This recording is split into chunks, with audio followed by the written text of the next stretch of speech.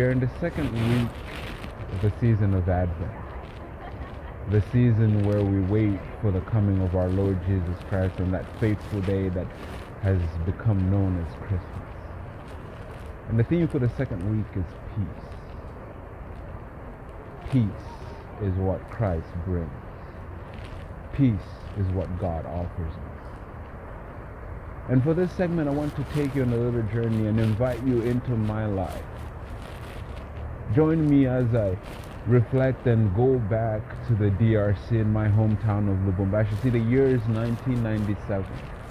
There's an active rebellion in the country, and the armed forces, the armed rebellion has arrived on the doorsteps of my hometown, and the fighting is raging on, and we hear bullets everywhere. We hear cannons exploding everywhere. We hear fighting, and all of us children are scooped up inside. We cannot go out. We do not go out.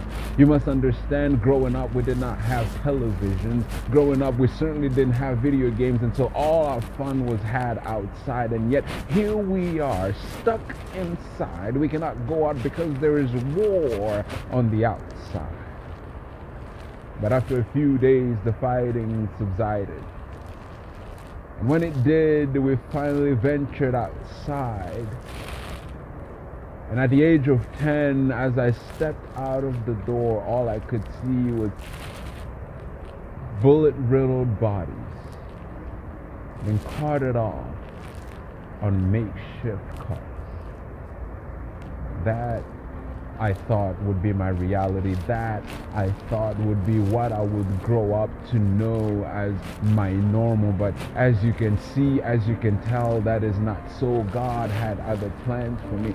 God was able to bring me out of that. And that is what the coming of Jesus tells us. That is the peace that it instills on our hearts. For this week, I invite you to read the entirety of Psalm 46. And as you read it, I want you to pay close attention to verse 10, where it says, "Peace, be still and know that I am God."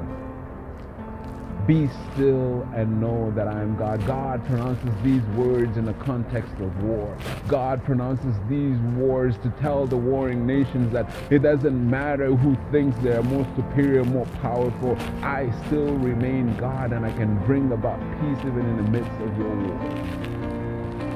We don't have full peace in the DRC yet, but we are making progress. Things are moving along. Though we have lost millions and millions of lives, Congolese people fight on to this day because we believe we have hope in God, and we believe that peace can be attained. But see, peace that God speaks about, the peace that God proclaims, is not just when it comes to war.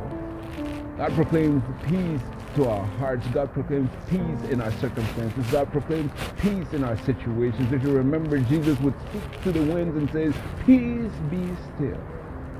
And those words he's speaking to our hearts today. If God was able to bring peace in the heart of Paul and Peter, surely God can bring peace in your heart. If God was able to bring peace to the warring factions of the Western and the Eastern Church when we were still young, surely God can bring peace in our congregations, in our denominations. Peace, be still, and know that I am God. And in the second week of Advent, we are waiting for the Messiah to be born. And God says to us, peace, salam, shalom. So join me. Come on. Let us get on the way.